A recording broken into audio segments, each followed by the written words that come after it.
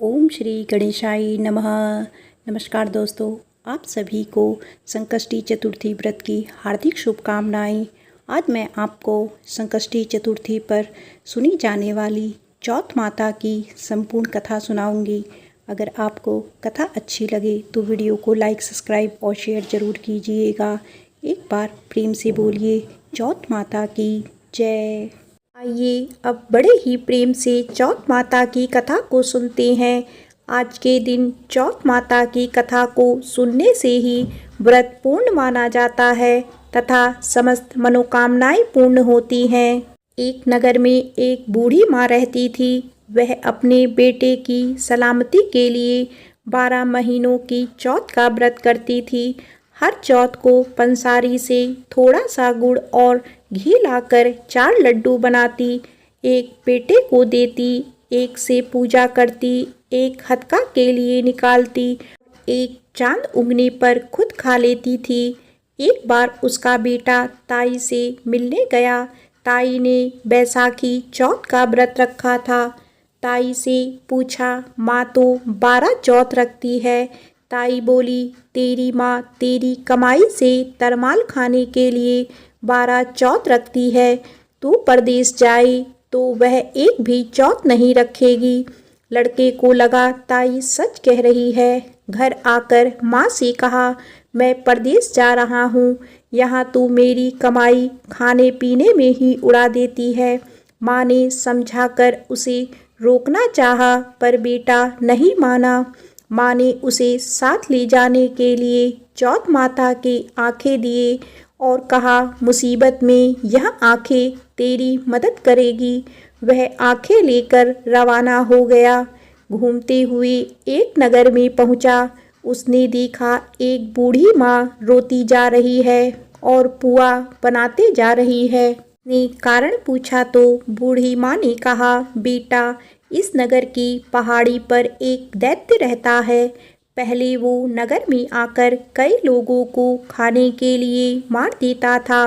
अब राजा हर घर से एक आदमी दैत्य के पास भेजता है और आज मेरे बेटे की बारी है, इसीलिए मैं रो रही हूँ और उसी के लिए पुए बना रही हूँ। वह बोला, तू पुए मुझे खिला दे, तेरे बेटे की जगह मैं चला जाता हूँ। बूढ़ी माँ ने खीर पुए उसे खिला दिए। खा पी कर वह सो गया। रात को राजा के सैनिक आए तो बूढ़ी माँ ने उसे भेज दिया। दैत्य के सामने पहुँचने पर उसने चौथ माता की आंखें दैत्य की तरफ फेंक कर कहा, हे चौथ माता, यदि मेरी माँ मेरी सलामती के लिए व्रत करती है तो दैत्य का सिर कटकर गिर जाए। फिर दैत्य का सिर कटकर गिर गया। लड़का वापस आ गया। राजा ने उसे उपहार देकर विदा किया। चलते चलते वह एक दूसरे राजा के नगर में पहुंचा। इस राज्य में आवा तभी पकता है जब एक इंसान की बलि दी जाती थी। सिपाहियों ने उसे पकड़कर आवे में चुन दिया। लड़के ने चौथ माता की आंखें आवे में डाला और कहा, हे चौथ माता, यदि मेरी माँ मेरे लिए व्रत करती है तो आवा मेरी बलि लिए बिना ही झट से पक जाए। ऐसा कहते ही आवा तुरंत पक गया। आवे में से मिट्टी की जगह सोने चांदी के बर्तन निकले। अंदर से लड़का बोला, बर्तन धीरे धीरे निकालना, कहीं मुझे लग ना जाए। राजा ने उसे निकलवाया और पूछा, इस आवे से तुम बच कैसे गए? लड़के ने बताया कि उसकी माँ चौथ माता का व्रत करती है, व्रत के कारण ही वह बच पाया है। राजा को तब विश्वास नहीं हुआ। उसने एक चांदी की सुराही मंगवाई और कहा कि सुराही की नली से निकल कर दिखाओ, तभी मुझे विश्वास होगा। लड़के ने चौथ माता को याद करके आंखें सुराही में डाल दिया और कहा, मैं भंवरा बनूं, सुराही से निकलूं। लड़का तुरंत भंवरा बनकर सुराही से निकल गया। तब राजा ने खुश होकर राजकुमारी की शादी उससे करवाई और सभी लोगों को चौथ माता का व्रत करने को कहा। दिन उसे माँ की याद आई। उसने राजा के पास जाकर खुद के नगर जाने की इच्छा जाहिर की। राजा ने रथ, घोड़ा, हाथी और खूब सारा दान दहेज देकर उसे विदा किया। चौथ के दिन वह अपने नगर पहुंचा। वह अकेला पंसारी के यहाँ माँ का इंतजार करने लगा। सोचा चौथ है तो माँ यहाँ जरूर आएगी।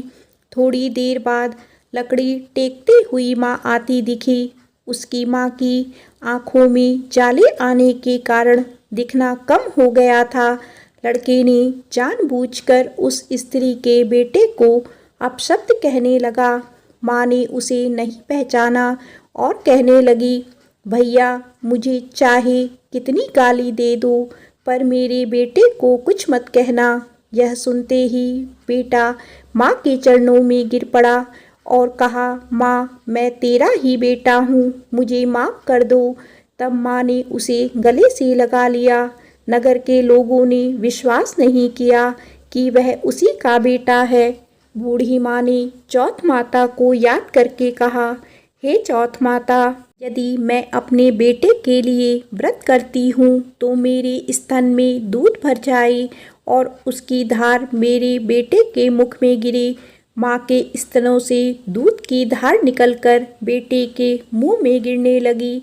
लोग चौथ माता की जय जयकार करने लगे। उस नगर के सभी लोग चौथ माता का व्रत करने लगे।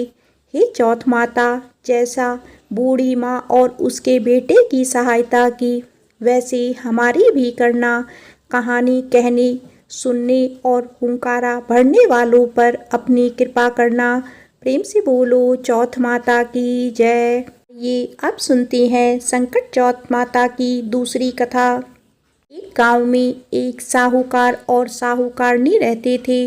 दोनों ही कोई पूजा पाठ नहीं करते थे। संभवतः इसी कारण उनकी कोई संतान नहीं थी।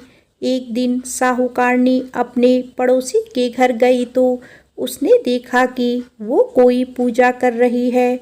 पूछने पर पता चला कि उस दिन संकट चौथ की थी और पड़ोसन उसी की पूजा कर रही थी। साहूकारनी ने उससे पूछा कि चौथ का व्रत करने से क्या होता है। इस पर पड़ोसन ने कहा कि इसे करने से अन्न, धन, सुख, सुहाग, संतान सब मिलता है। इस पर साहूकारनी ने कहा, यदि वो गर्भवती हुई तो 1.25 सेर तिलकुट बनाकर चौथ का व्रत करेगी। गणेश भगवान की कृपा से वो गर्भवती हो गई।